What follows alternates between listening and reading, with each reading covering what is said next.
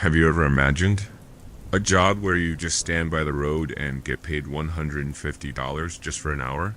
What if I told you some money is too dangerous to earn? This is the story of Devanwo took that job, and what happened next will haunt him forever. Paid Hitchhiker, $150 per 2-hour nights, Monday through Friday, 8 to 10 p.m. I did the math in my head. About $6,500 a month. Not bad. As that thought sank in, I realized studying music theory had probably been a mistake. Still, I decided to reply. To the listing, I answered a few questions, attached my resume, though I wasn't sure what good that would do, and hit send. Almost instantly, I got a response. I'd half expected that. I couldn't imagine many people jumping at this position. Thank you for your interest in the hitchhiking position. We're excited to invite you to move forward with the interview process, and we look forward to getting to know you professionally. I typed back quickly. Thanks for reaching out. I'd be glad to move forward with the interview. What dates and times work best for you? The reply came moments later. Friday, followed by a set of coordinates. I plugged them into Google Maps. The destination was a small building on a long road in the middle of a forest. On Street View, the place looked distorted, almost blurred. All I could make out was a sign. No soliciting. No religion. No unscheduled meetings. It was Wednesday. Then I tried to convince myself I didn't need the money, that it wasn't worth the risk. But the truth was, I did need the money. Badly. I was drowning in debt, and every last dollar would help. By Friday night, I was in my beat-up car headed toward the coordinates. When I arrived, I saw the rest of the building the Street View had obscured. It was larger than I'd imagined. 2 stories and a basement, the latter revealed by the rows of windows sunk into the foundation.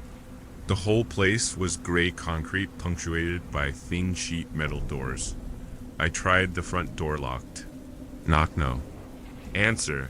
So I sat on a wooden bench about 15 feet from the entrance and waited. It was 7:30. The forest nearly pitch black when 2 pairs of headlights appeared on the driveway. From one car stepped a tall man with thinning black hair. From the other, a scrawny kid, maybe 19 at most. The tall one approached first. Hello, my name is Jeffrey. Devin, I replied. This is your partner, James. Partner, I asked. I glanced at James. He was gripping his right bicep tightly with his left hand.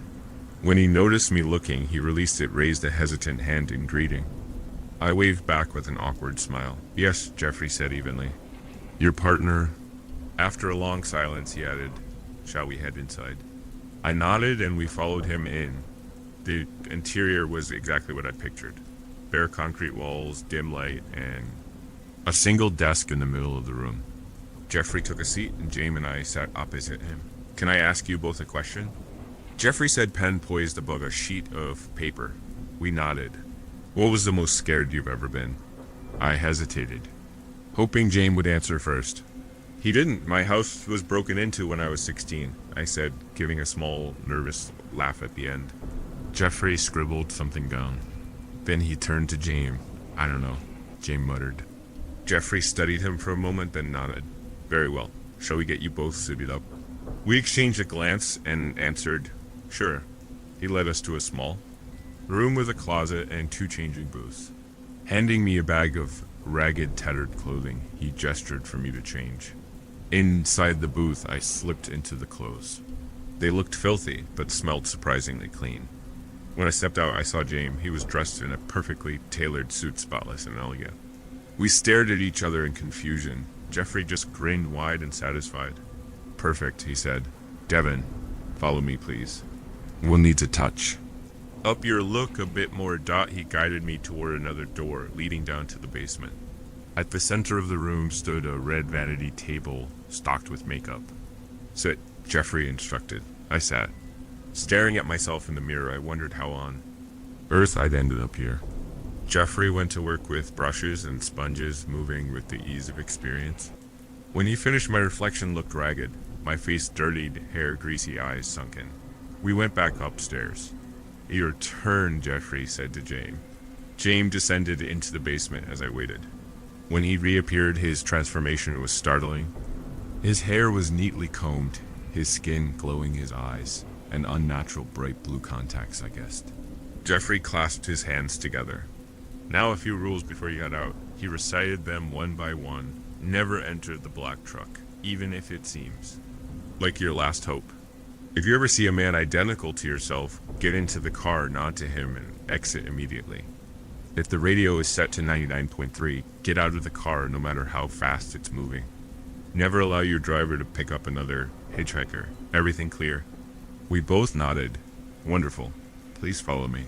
He led us to his car, opening the front passenger seat and one of the back doors. James hesitated, so I took the front. We'll head to your site first, James, Jeffrey said. Okay, James murmured. We drove through darkness in silence until a bench appeared by the roadside, identical to the one I'd waited on earlier. Your stop, Jeffrey said. James stepped out, sat on the bench, and stuck out his thumb. Onwards to your site. Jeffrey told me dot as we drove. I finally asked what had been nagging at me. Why did James get the nice makeover? Wouldn't I be better suited? To play the businessman? I mean the kid's a twig. Jeffrey ignored me at first, eyes fixed on the road. Then he smiled, put the car in park, and leaned over me to pop open my door. Remember to tell them to bring you right back to the building? He said. You didn't tell James that? I pointed out. Don't worry, Jeffrey replied. He knows. I figured. He'd gone over more rules with James during his makeover. I stepped out and sat on the bench. About 30 minutes passed before I saw headlights. I stuck my thumb out, but the car flew past, not even slowing. 10 minutes later, the woods behind me stirred. At first just rustling, then twigs snapping, something pacing, circling. The sound of deliberate movement closer each time I ignored it. And then the black truck arrived, but it didn't appear down the road like a normal vehicle. It was there, headlights already blazing, horn already screaming. The air itself seemed to vibrate from the sound. The beams of light blinded me, catching every raindrop, every speck of dust in their glare. I shielded my face as the truck crept toward me. The horn blared again, long, metallic, almost animal in howling pitch. Get the hell in, a voice shrieked from inside. Not one voice, but dozens layered over each other, all mismatched in tone, but perfectly in unison. Through the windshield, shadows moved violently, like a crowd crammed into a space meant for one driver. Faces slammed against the glass, mouths, wide eyes, wide distorted. I couldn't breathe. My legs felt like they were tied down, every instinct screaming at me to run, but I stayed rooted. The truck edged closer, engine rumbling, horn stabbing through. The night again and again. Get in, get in, get in. The forest behind me fell silent, as if whatever had been lurking stepped back to give the truck room. I sat perfectly still, fingers digging into the bench. I don't know how long I lasted. Time felt suspended, the horn pressing into my skull like a migraine. Finally, the headlights clicked off. The voices stopped. The truck was gone. No sound of an engine retreating. Just gone. I was alone again. Thought another 20 minutes passed before I saw the next car. It crawled along the road at an unnatural pace, 15 miles per hour at most. No sound of an engine, just tires crunching gravel. When it reached me, the driver's window rolled down, and I saw myself, not just a resemblance, me, identical. Down to the tattered clothes, the smeared makeup, even the way I hunched forward on bad posture. His eyes locked on mine. He didn't smile, didn't wave. Just waited. The silence was unbearable. I walked toward the car. My stomach flipped, but I couldn't stop. I opened the passenger door, stepped in, and sat. We didn't speak. He didn't look at me again. He simply tapped the wheel twice with one hand like a signal. I nodded back, throat tight. The moment I closed the door, he pressed the gas, the car jolting forward with impossible speed. But after no more than 100 feet, he braked, and I knew get out. I opened the door, stepped into the night, and the car was already gone. No taillights. No trace. Just emptiness where it had been. I exhaled shakily, realizing I'd been holding my breath the whole time. Finally, a normal car appeared. The driver leaned out. Where to? Just up the road, I said quickly, desperate to leave. For a moment, I panicked. I hadn't checked the radio. My head snapped toward it. 112.7. Safe. Relief washed over me like air after drowning. On the way back, the driver squinted at the roadside. "Jesus, what happened to that guy?" he muttered. I followed his gaze and my heart collapsed. James. He was sprawled out in the gravel, one arm, twitching, weakly, blood spreading in a dark halo beneath. His white shirt, once perfect, was soaked red. His face was pale slack, but his eyes were still open, still alive. "Stop the car," I yelled. The driver slowed uneasy. "I don't know, man. Stop." I threw the door open before the car even. Halted, stumbling onto the shoulder and running to him. James, it's me."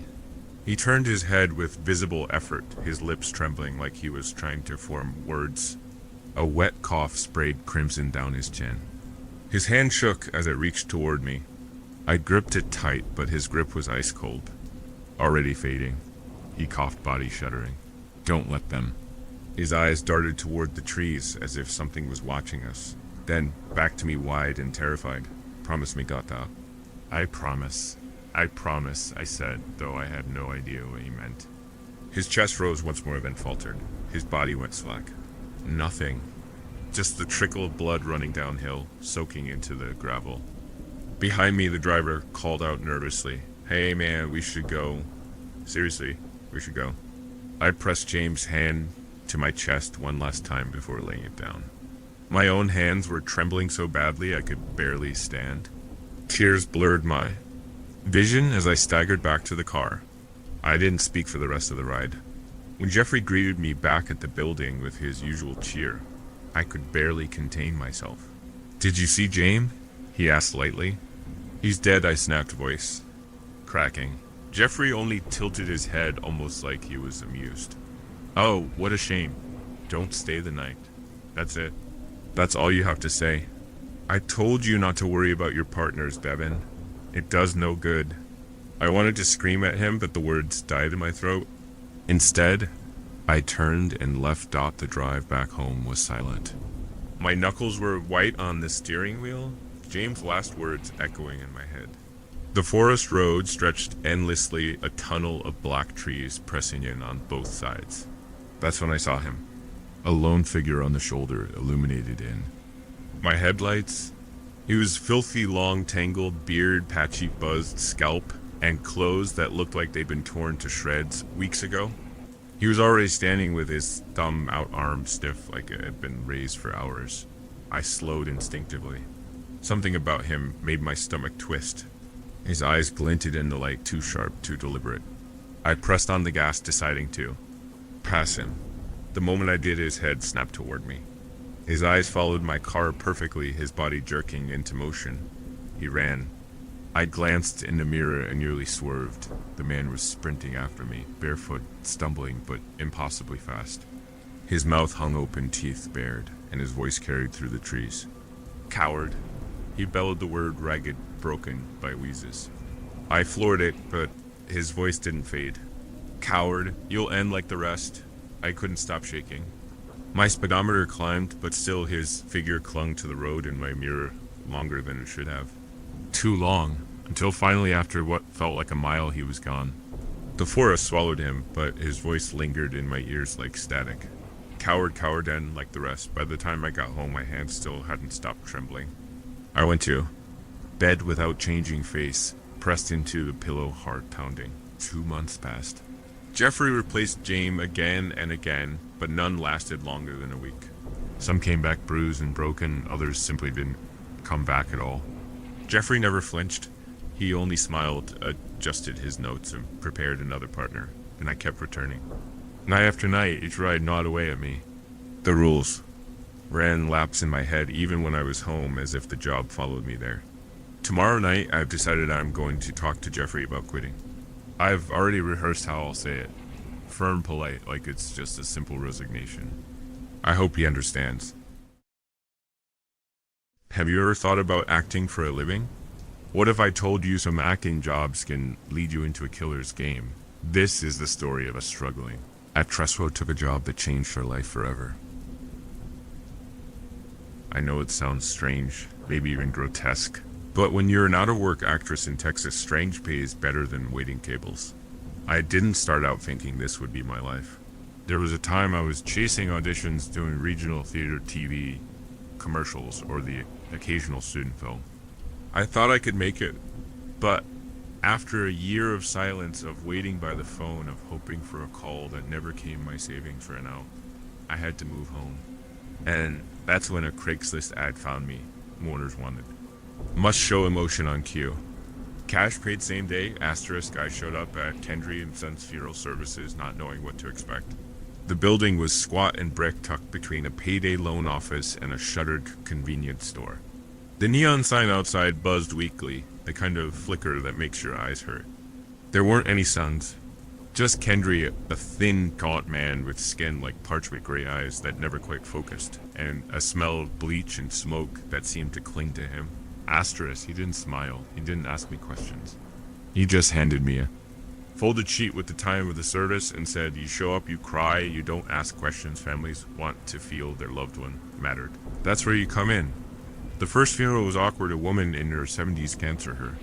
Children gathered around, whispering to one another, hugging her pictures, patting the casket. I sat near the front, holding a tissue, trying not to overdo it, trying to get the crying rate without looking ridiculous. Asterisk. My chest ached and the tears came. Slowly at first, then faster until my face was damp and my hand shaking from holding the tissue. It felt wrong, but also strangely satisfying. I was helping in a small way, making the grief feel fuller, less empty. It was a long first day, but as we were wrapping up, Kendry handed me an envelope of cash. I felt something I hadn't felt in months. Relief. Asterisk. After a few more funerals, I started getting used to the rhythm. Arrive, stand near the front, sit, dab at my eyes, offer comfort when a family member came close. People thanked me politely, sometimes with a hug, sometimes with a hand on my shoulder. I didn't know the deceased, but that didn't matter. I didn't ask questions. Kendry never did. Some days it still felt wrong. My chest would tighten when I saw the casket, or when someone's wailing echoed down the small hall. Asterisk. Sometimes I shouldn't be there at all, like an intruder in someone else's grief. But most of the time the money was enough to drown that feeling out. I started noticing things not about the funerals themselves, but about the routine. How Kendry moved quietly between rooms, checking the schedule, adjusting flowers, making notes. How the same cleaning crew appeared early every morning, sweeping and dusting, even when no one had requested it. And then there was the man, asterisk, tall, thin, always standing across the street, just beyond the window, smoking or shifting his weight from foot to foot. He never came inside, he never spoke, just watched. I tried to tell myself he was a neighbor or just some loner, but he was there again and again. I started paying him less attention. I had to focus on the crying, the tissues, the comfort. It was exhausting. The hours were long, the rooms warm, and still the smell of flowers heavy in the air. I began to sink into the routine, almost forgetting the man outside entirely. Asterisk. Weeks passed. The pattern continued. I was getting used to the emotions, the faces, the quiet expectations. Some funerals were chaotic, messy, loud. Others were quieter, smaller, but I didn't think much about it. I did my job. I cried. I offered comfort. I took the money. There were people from all walks of life at these funerals. There were rangers, judges, athletes, heck, some even worked in the circus. Asterisk, but I'll never forget meeting a doctor. A few polite words, nothing dramatic, but he was so slick, so well-spoken. I remembered his handsome face like it was my job. Something about him felt too precise, too calm, but I didn't think much of it. A week later, I saw him again on a television commercial for Arby's. Grinning, perfect teeth, same face, same voice. I froze. My stomach dropped. He'd been at the funeral, crying politely, offering condolences, sitting there like a part of the family. He wasn't a doctor. He was just like me. An actor, asterisk. If he had been pretending, that meant everyone else in that sparse room could have been paid to be there as well. I went back through every strange funeral in my head. The stiff body language, the rehearsed lines, the way nobody ever asked who I was or who anyone else was. That's when it hit me. Some funerals were entirely fake. Every person in the room an actor. The bodies were real, but the grief was staged. Asterisk. The next few days I went to work as usual, but the fake funerals kept running through my head. Something about them didn't sit right. I found myself watching the guests more closely, noting little details I'd ignored before. The way some of them exchanged glances. When they thought no one was looking, the way the caskets were always sealed, the way Kendry's hands lingered on the lids. Just a second too long. I started checking the names online, obituaries, GoFundMe pages, social media, nothing. It was like these people had never existed outside of the funeral home, asterisk. Then I noticed the tall man again. Standing in his usual corner across the street watching. Not observing the funeral home in general, he was watching those particular services, the quiet ones with only a handful of attendees. His attention was focused, precise. And slowly, piece by piece, it dawned on me. He wasn't a neighbor. He wasn't a distant relative. He was the reason the funerals existed, asterisk. The quiet services, the missing records. Kendry's meticulous handling of the bodies, all of it revolved around him. The tall man had killed the people in those caskets. That's why no one else knew them. That's why the grief had to be manufactured. He wanted the ritual for himself. And Kendry was his enabler. Paid to take care of the bodies, to prepare the cremations, to keep the rest of the world from asking questions. Asterisk, my stomach turned. Every tear I had shed, every comforting word I had offered, every tissue I had dabbed at my eyes, it had been part of his game. Part of his sick ritual. I realized then that I had been playing my part in a killer's theater, and that the man outside wasn't just watching, he was orchestrating it all, enjoying it. From his vantage point across the street, entirely removed from the rest of the world, asterisk, I quit the next morning. Told Kendry I couldn't do it anymore. He didn't argue. Just gave me a flat smile like he'd been waiting for me to say it. I'm going to the cops tomorrow. Going to fix this all up. But tonight's been strange. I feel like I've heard strange noises coming from outside my place. A few times I could swear I even saw the tall man. I'd be lying if I said I wasn't scared. I'm just worried I know what comes next. They'll have to hire actors to cry for me. What if the love of your life disappeared and the only person who could bring her back was the one who made her vanish? This is the story of Carla Man, who started writing a journal and discovered a truth. I find this whole thing ridiculous. Medication should have been enough, but my doctor said writing would help me. As if keeping a stupid journal would bring my wife back. She disappeared not long ago. One night I had to leave urgently for work. And when I came back, she was gone. She didn't answer my calls. There were no signs of struggle in the house. Lisa had simply vanished. The police are still searching, but as time goes on, I lose more and more hope. As if her disappearance wasn't hard enough, I started having hallucinations. Some nights I would wake up to the sound of her voice. In the night nightmares, the voice continued even when I was awake. I thought it would pass in a few days. Just trauma, nothing more. But it didn't go away. So, as a last resort, I went to a specialist. And what did he do? Handed me a piece of paper and told me to write whenever I saw her, whenever the visions came, and take my pills. I don't know. Maybe it'll work. I'll try asterisk. Last night it happened again. I had locked my bedroom door before bed. Around 3 a.m., I woke to the sound of a vase shattering.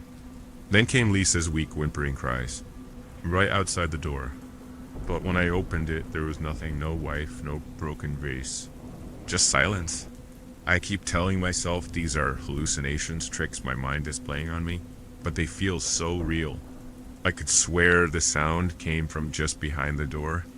If I believed Lisa was here, I would have gone to her and asked if she was okay. The doctor told me to stay put and calm myself down when it happened. I took my pill and went back to bed. Thankfully, it relaxed me, asterisk. No voices last night. I woke up almost happy this morning.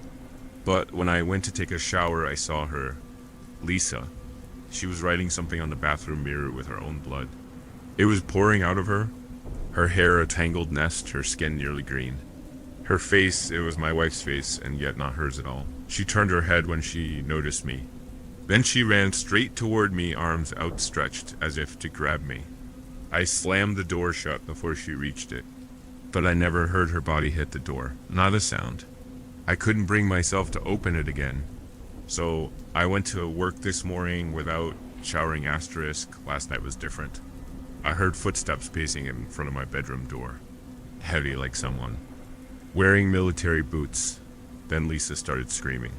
Stay away, no, don't. Her cries of pain wouldn't stop. And then suddenly silence, as if someone had ripped her vocal cords out. That's when the knocking started. Slow rhythmic knocks on my door. This was him, her killer. Even in my hallucinations, he finds me. He knocked politely a few more times, then stopped. I don't know what to think anymore. Are the pills failing? Is this getting worse? I've done everything the doctor told me. The only thing I know is that I can't take much more of this asterisk. I was standing in line at the office coffee machine today. Just as I turned to leave with my cup, I felt someone tap my shoulder. When I looked back, it was Lisa, her eye sockets sunk in her hand, leaving a bloody print on my shirt, and she was smiling. I could smell the stench of rot on her breath. I panicked and spilled my coffee. My coworker, Marcus, screamed it was him who got burned. I rushed to help him, pretending it was just an accident, but inside I knew what had happened. After that, I took the rest of the day off. I don't want to leave work. At least there I can distract myself, and Lisa stays away. But staying home feels more dangerous. Still, maybe it's safer for my colleagues if I stay away, asterisk. The boots were back, pacing the corridor outside my room. Lisa's cries followed. She was begging, pleading. Then came the pounding on my door, so loud the walls shook. Carl, please, my wife's voice called my name from just inches away. I got up heading for my pills. Carl, she screamed my name again. I forgot the pills. She needed me. I had to save her from him. My feet carried me to the door. I gripped the handle, ready to open it until I heard her scream again. A scream no longer human, and then silence. Frozen silence. The knocking returned. The killer knocking calmly, politely. He knows I'm here. This time I forced myself to take the pills and breathe. I don't think I'll sleep tonight, asterisk. I decided to go for a walk today. The thought that a killer waits for me inside this house is becoming too real. Maybe he's hiding somewhere waiting for the right moment to strike. I searched everywhere, drawers, closets, under the bed. No one. The fresh air helped clear my head.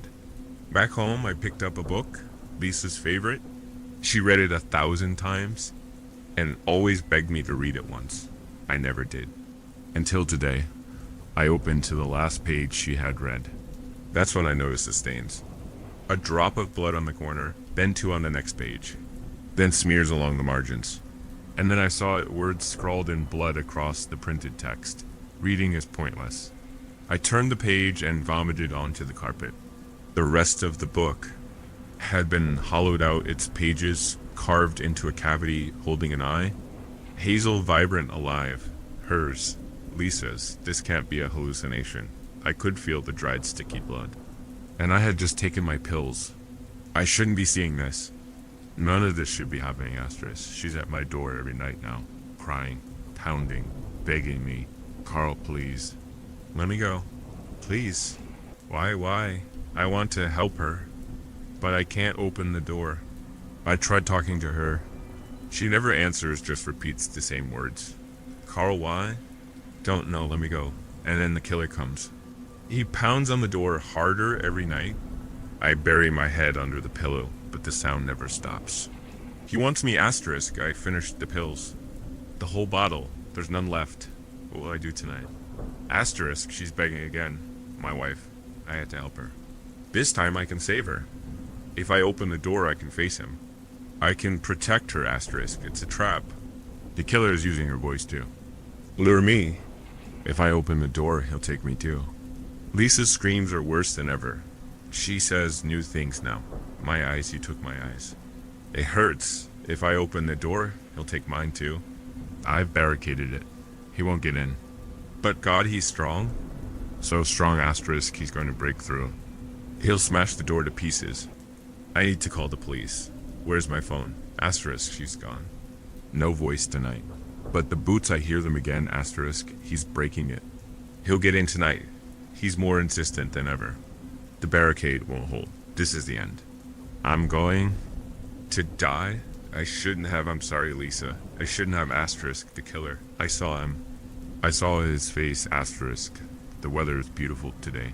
It rained all night. The river down the road must be flooded. What if the devil himself walked into a confession booth, not to boast of his evil, but to confess his greatest failure?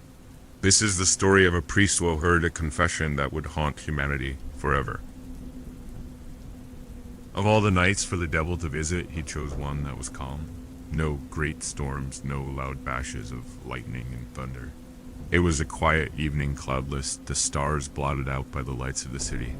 I was on the late shift at the confessional booth. It was the 11th hour and no one had yet come to use my services. I was nodding off in my chair when the door to the other side of the booth was pulled open. Someone stepped in and sat down. I had heard no one enter the cathedral.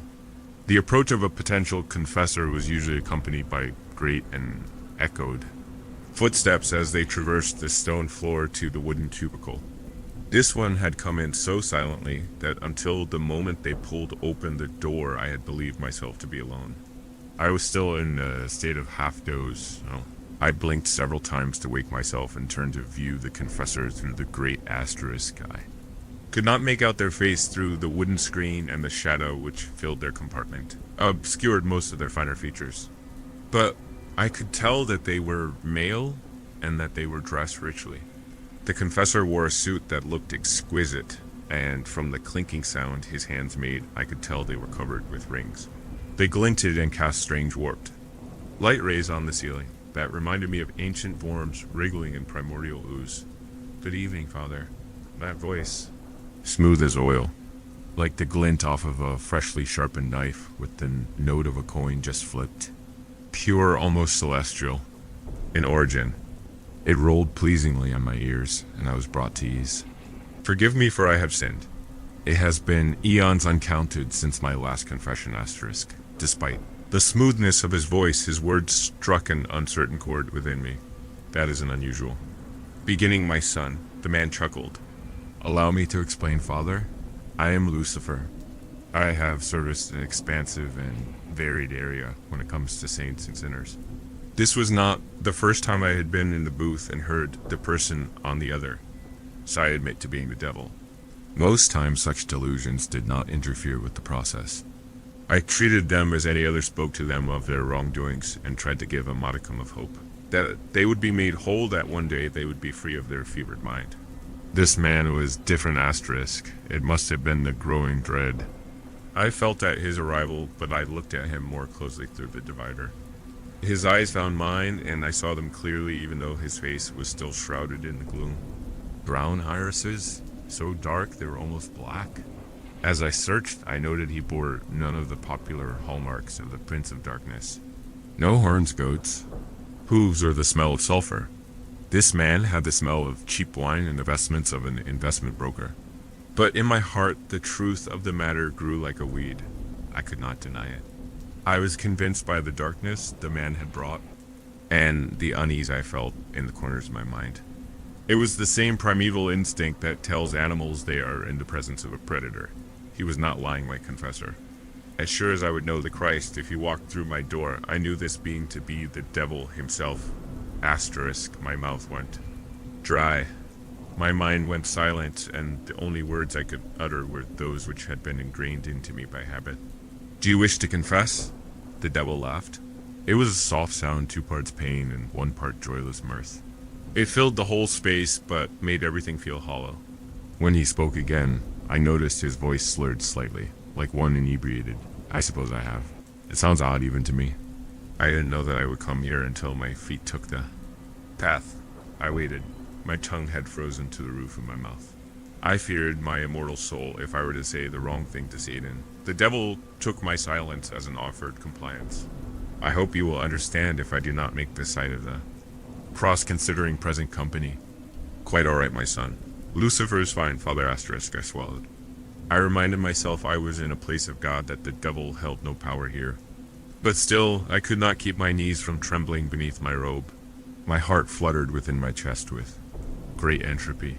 Very well, Lucifer. What do you wish to confess? The devil went quiet, his head bowed in thought. I saw him gather his thoughts, and my fear left me enough so that the gesture struck me as odd. I had only seen such movement before and was humbled. I did not know the devil to be contemplative. Satan began to speak. I confess hell is no longer mine. Do you mean in that it has been saved through Christ? Even as I spoke, I felt foolish. The devil laughed again. I almost wish that were the case. Does that speak to how dire this situation is? But I suppose you already knew that. I am here after all. How then is hell no longer yours? Asterisk. The devil did not answer for a moment. I heard him sigh and then heard the clink of gold as he wrung his hands together in his lap. What do you know of my history, Father? You fell from heaven. You rebelled against God. You seek to destroy his work. You've studied your own book. Well done, but it is correct in that regard. Yes, I rebelled against God, and yes, I was cast down because of it. The devil took another moment. The initial fear of him was wearing off. As my mind began to work, I again questioned the strangeness of our meeting. I had expected something more like staring into the jaws of a lion. Instead, it was like seeing an old ill-met acquaintance. Asterisk. The devil spoke again. Yes, I confess I wished to take control of God's kingdom. I confess to the sin of ambition, if such a sin even exists. I believed I could do better, so wasn't I morally obligated to see it through? Even when I was cast down, I still gathered legions to my side. What was that you people said all those years ago? That God incarnate would come down and allow himself an ignominious death? A fool's bet, I said. I had met God. He would not do it. He could not do it. He was soft. He could not even bring himself to destroy me, and I had done many things to deserve such a punishment. God had limits. But he did do it. My own boldness surprised me. I saw the devil turn to look at me. The unnerving idea came that not only could he see me in perfect detail behind the screen, but that he could see through my very skin and into the darkest desires of my soul. When he spoke, his voice was soft, and I felt that sense of danger return to me. Cold sweat broke out across my brow. The devil's voice barely broke above a whisper. Yes, he did. Asterisk. For a moment, I held my breath, praying silently to Christ to preserve me. I felt no calming sense of peace, only the stillness of a deaf heaven. The devil remained quiet as he continued. I take no offense, Father. You are not the first to speak those words to me. The minute Christ rose from that tomb, I lost what control I had over my subjects. In their eyes, I was wrong, no longer to be trusted. Odd, considering they were the ones to give me the moniker Lure of Lies. Mammon was the first to rebel. He led the most away. That made everyone bolder, and Lilith left soon after. Then there was Baal with his priests that seemed to serve everyone and anyone just for some small notoriety. He had never gotten over that Elijah debacle. Felt like he needed to prove himself. They all slaughtered each other. Hell was bathed in the blood of demons for almost a century. And is this why you have come to me? I shivered as I felt the devil's gaze upon me once more. Patience, Father, isn't that what you preach? Asterisk. It was silent for a long time. I forced myself to remain quiet.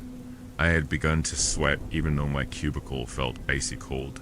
I was left with nothing. None of my subjects remained loyal. I was watching the battle for hell as a spectator. No one rallied to my banner. No one remained loyal to the one they had elected as Lord. Somehow, among my own people, I had fallen a second time. It was inexcusable, but I had nowhere left to turn. No manner of recompense? He stopped speaking again, but this time I felt something more than just dread. A great turning point suspended above us. I do not profess the gift of prophecy. The feeling inside of me was not so divine. I felt some insanity compel me. Some unevolved part of myself begging for him to stop, to halt the confession, and not to hear anymore. I knew that if I continued to listen, I risked stepping over the precipice of insanity and into the roiling waters of psychosis. I held my soul in one hand, haggling with infinity for the price of a devil's story. In my foolishness, I disregarded it all. I stayed silent and ushered in my own damnation. Asterisk. Father of the devil's voice was soft again. Do you know there are depths deeper than hell? Darknesses where even I have not ventured? The folly of the learned man is he thinks he has gone further than all else. I share his shame. In my search for the power to crush the rebellions of hell, I stumbled on that which I should not have even considered. Things God himself would not challenge. things that were meant to remain untouched. Through the screen, I saw the devil look down to his hands, almost as a child confronted with their own misdeeds. They were rumors at first, odd-mentioned stories, forgotten. But I searched them, and as I investigated, those rumors grew into theories and then into realities. Underneath the bedrock of creation was my untapped. I was certain of it. With that certainty, I went into the dark and wandered for a century asterisk. The devil turned to look at me again. In the shadow, I saw his eyes clearly as I had before. In them, I saw the seeds of madness, but something else. Something embedded deep in the loam of his pupils. Fear. I found things. Entities that existed. Before God himself. Creatures whose names I would not utter even in the full light of day. Beings twisted with a greater malice, a primal pain that substituted comprehension for raw power. They understood nothing but the desire to pull every organized molecule and subparticle into a storm of devastation. The devil's voice hitched. He swallowed. In the early days I would have never, but I was desperate. I became aware of an empty feeling around me. A void that grew stronger in the devil's silence. In the booth I felt the sight of 1,000 eyes upon me, and I wished to hide. But I could not. I knew I could not. I had stepped over the threshold, and in discerning these beings, I had given them the power to see me as well. Lucifer continued. I tried to tell them my old subjects. I warned them of what would happen if they persisted in their petty war. I was the true master of hell. I had built this place up from rubble in the very defiance of God himself. And still they dismissed me. When I told them of the great evil I had at my fingertips, they did not believe me. They thought my mind broken. Imagine that, in the devil's next pause I hazarded a moment to speak. I could no longer exist in silence without fearing my own annihilation to beings unseen. What did you do? The devil looked at his hands again, so childlike. I woke them. Unbidden to my mind leapt images of carnage. I do not know if it was a vision, but I saw hell reduced to rubble. I felt that void again. A twisting and roiling mass that made my mind race. I saw it grow to swallow the devil's kingdom and felt its hunger as if it were my own. I felt my soul cry out in anguish as it was torn asunder by the feeling of chaos and nothingness. I knew if I persisted in this state for long, I would lose my mind. Then, all in a moment, I was returned to my booth asterisk, so swallowed up in what I had seen, I almost missed the devil's next words, and the slight tremble that they contained. All I desired was God's throne. I knew I could be better. I could do better. Those beings which now inhabit hell, those who now rule the destiny of men and gods, they are not like you or I. They desire neither control nor salvation. To them, both heaven and hell are so much detritus on the cosmic ocean. I heard the clink of gold again, and I assumed the devil was playing with his rings. I confess hell is no longer mine, and soon the earth will no longer be God's. Nothing will. I stared at the devil through the screen. He looked at me, and in his veiled countenance I saw the true misery of damnation. What I had thought was a terrible joke, a trick, was in fact the most sincere form of remorse from the Prince of Darkness. A sin that even he felt the need to confess. The devil looked at me again, and I could tell we both felt empty. For what it's worth, I apologize, Father. I had hoped to rule this world. Now I must watch it crumble. It will end in smoke and rot. The very gates of heaven will rust and disintegrate. The bodies of angels will lie in the streets to fester. The demons already lie in the dust. A day, a week, a millennium, who knows when what I awoke will ascend. But mark my words, it will ascend. And I will be sole witness to the ending of God, a lone atom in the chaos of uncreation. That is my cross. And I will bear it forever. The devil paused, then continued. This is all I can remember, Father. I am sorry for this, my greatest sin. For a moment I was so swallowed up in hopelessness that I forgot to offer penance. But what penance could I offer? When I looked through the grate again, the devil had left. I stumbled out and tried to follow him, but found no trace. No evidence he had come and conversed with me. That He had confessed to the imminent end of everything asterisk. I do not know if I crossed the threshold of insanity that night or the night following. After the devil's confession, I went home and slept through the day and into the next night. In my sleep, I had a dream. I wandered in the dark. Great things moved around me. Things with slithering bodies and many limbs. Small, perverse things. With claws that bit and tore.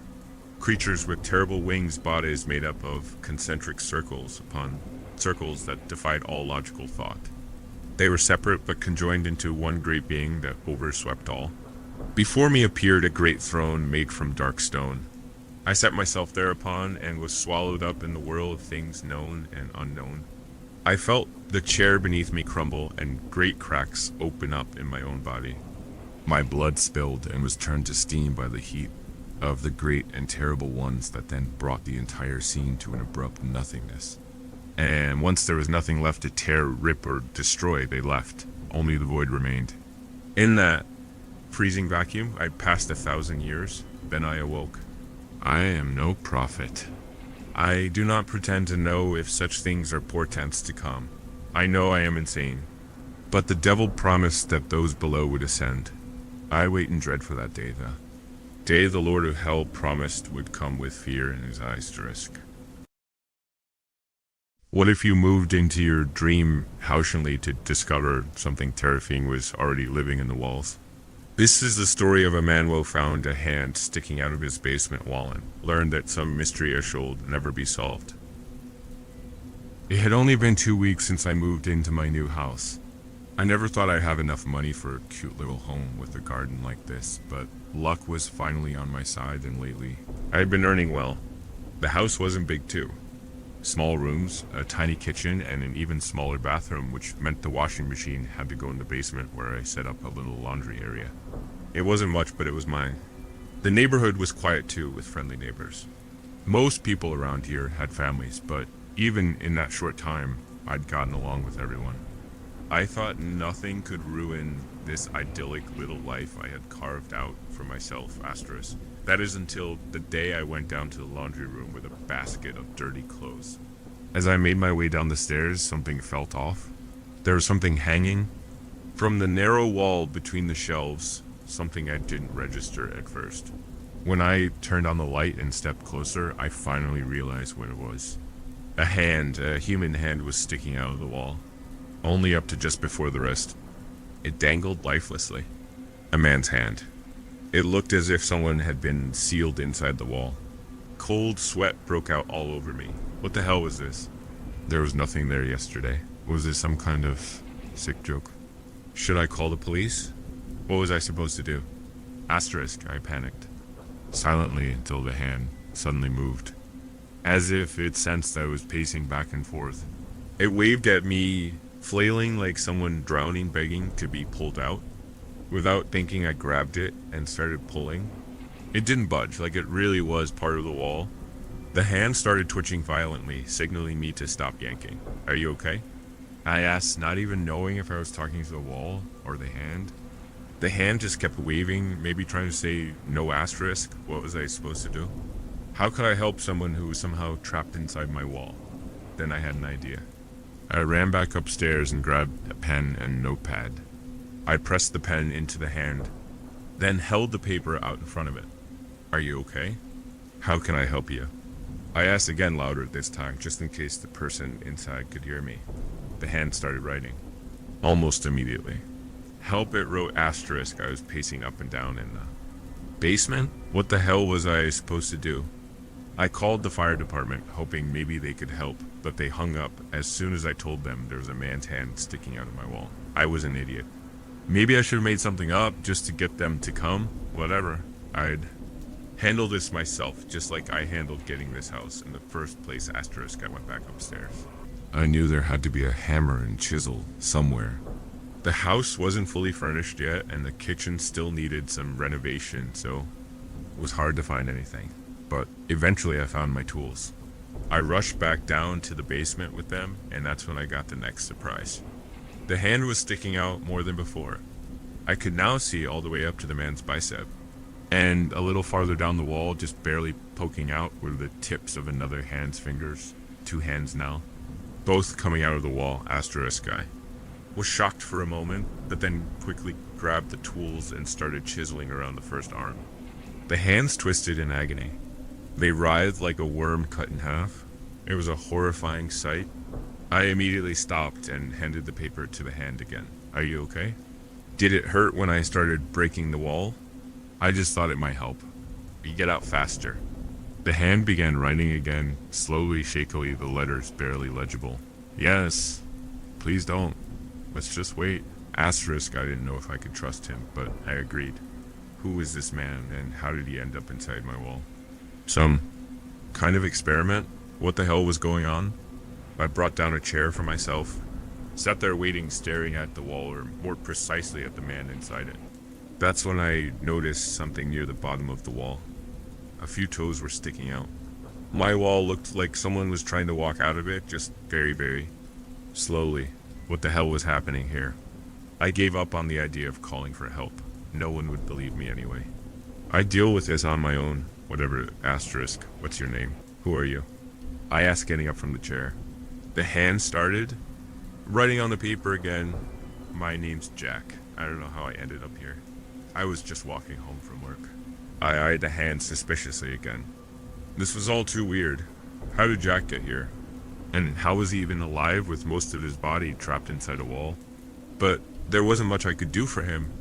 Anything I tried just caused him unbearable pain, and I couldn't help him get out.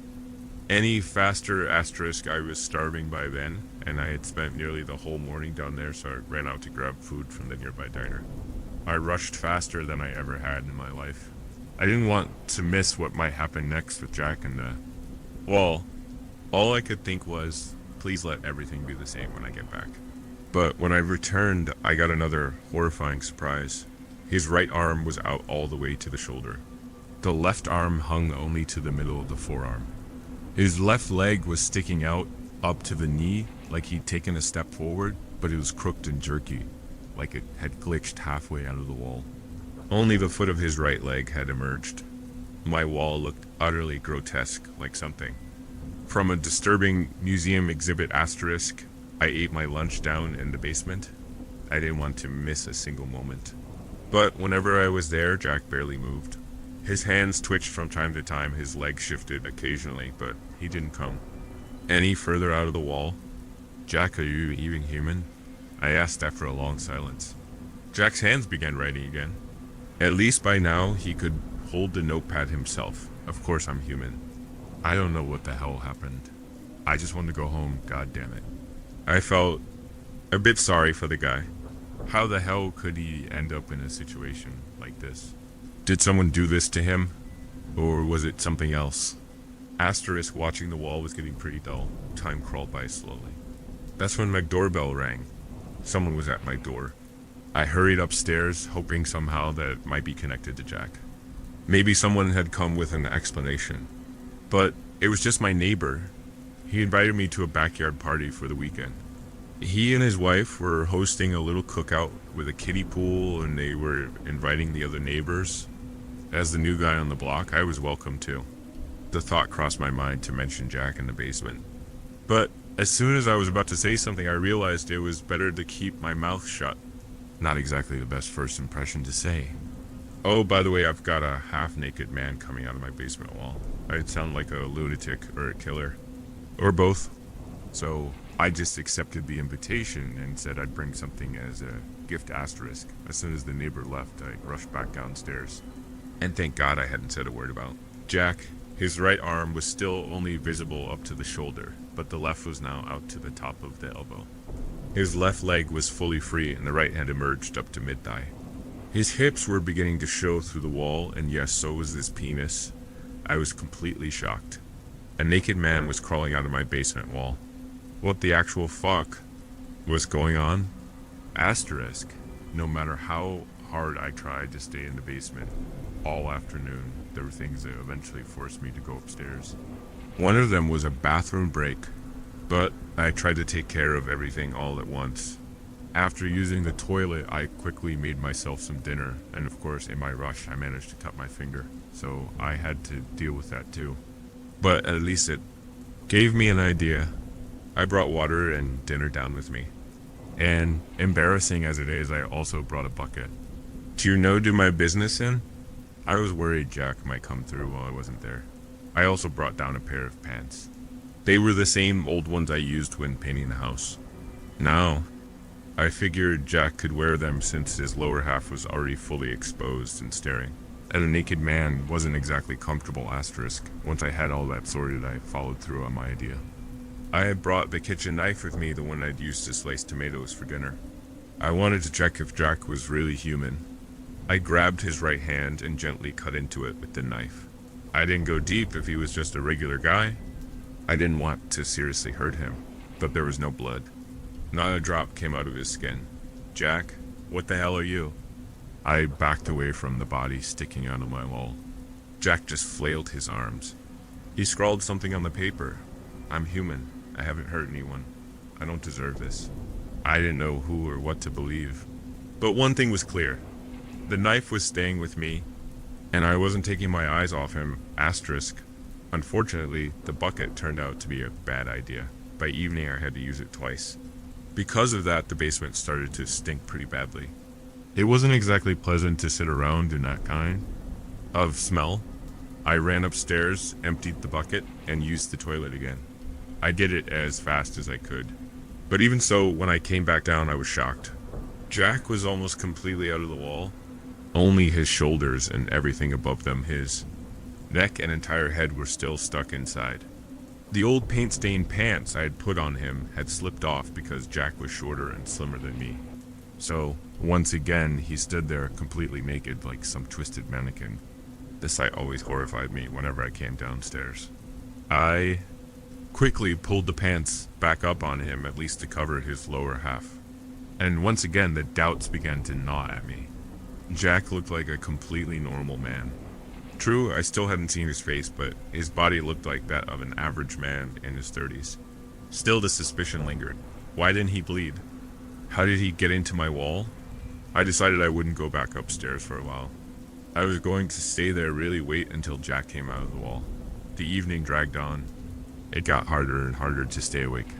I didn't even want to move from my chair. I just stared at the headless body hanging from my wall. Until sleep finally overtook me, asterisk. I woke up with a start like someone who'd overslept and missed their alarm. But what really shocked me, Jack was gone. There was no body hanging from the wall. And worse, the basement door was wide open. I climbed up from the basement cautiously. I held the knife in front of me, gripping it tightly. Whatever this was, if Jack tried to attack me, I would defend myself. But nothing like that happened. The hallway was empty. The bathroom seemed empty too. It was in the kitchen where the surprise awaited me. A bald man was standing by the window in my half-finished kitchen. He was looking out, his back turned to me. He was wearing the paint-stained pants. It was Jack asterisk. I see you made it out, Jack, I said to him, still gripping the knife tightly. Ready to strike? Jack didn't answer. He just kept staring out the window, looking into my backyard with his back to me. If you need help, we can call someone. Or I don't know, I continued, still trying to sound diplomatic. They told me no one would be here, Jack said suddenly. His voice was calm, kind, and polite. What do you mean? I asked, confused. I'm sorry, Jack said, motionlessly. No one can know where I came from. Then, without warning, Jack turned around and grabbed a knife from the kitchen counter. Asterisk. Just stood there stunned because Jack had no face. His head was just a smooth, pale surface, no features, no mouth, no eyes. Like a freshly painted wall. I barely managed to dodge when I snapped out of it. Jack charged at me again. But this time I didn't just stand there, I swung my knife and slashed his arm. It cut him, but it was like he didn't even feel it. There was no blood. Not a single drop. Still, Jack didn't hold back either. As my knife was lodged in his arm, he grabbed his own knife and stabbed me in the side. I let out a scream of pain. But this thing, it didn't stop. He ripped the knife out of my side and came at me again. I tried to defend myself with mixed success. He slashed my face deep from my eye to just above my ear. When I lifted my arm to protect myself, he stabbed into that instead. I screamed again and pushed him away with all my strength. Jack pulled the knife out of my arm and then slashed me. across the stomach lengthwise asterisk. At that point, I was bleeding from almost everywhere. I realized I had to run somehow. Jack wasn't human. Shoving him, punching him, stabbing him, it didn't do anything. I tried to get out of the house, but the stabbing made it hard to move. I collapsed between the kitchen counter and the sink. Jack stood over me. That strange faceless head stared right at me. His body was covered in my blood. I thought it was over. This thing was going to kill me. Then I heard someone knocking at the door. Neighbor? Are you okay? What's all that yelling? Do you need help? It was a man's voice. The neighbor, who'd invited me to the garden party. I silently thanked whatever powers existed that he heard me screaming. But Jack didn't wait. He plunged the knife into me again. I tried to fight back, but the strength behind that blow was inhuman. He stabbed me in the gut. I screamed again. And that's when the neighbor broke down the door. Jack, like a thief caught in the act, ran. Just before I passed out, I saw him crash through the glass door to the backyard and sprint away into the night. Then everything went black asterisk. The doctor said I was incredibly lucky. If my neighbor had found me just a little later or hadn't called the ambulance right away, I would have bled to death right there. I didn't tell the police anything. I said the attacker was wearing a mask that I couldn't see who it was. It was better this way. They never would have believed me that a faceless man who climbed out of my basement wall had stabbed me. I thought a lot about what Jack said while I was recovering. I had plenty of time. It took me over half a year to recover from my injuries. Who told Jack that no one would be in that house? And where did he even come from? I had a lot of questions. But one thing I was sure of, if Jack ever came back or if someone else ever came into our world through my wall, I wouldn't be so useless next time. I wouldn't be caught off guard again.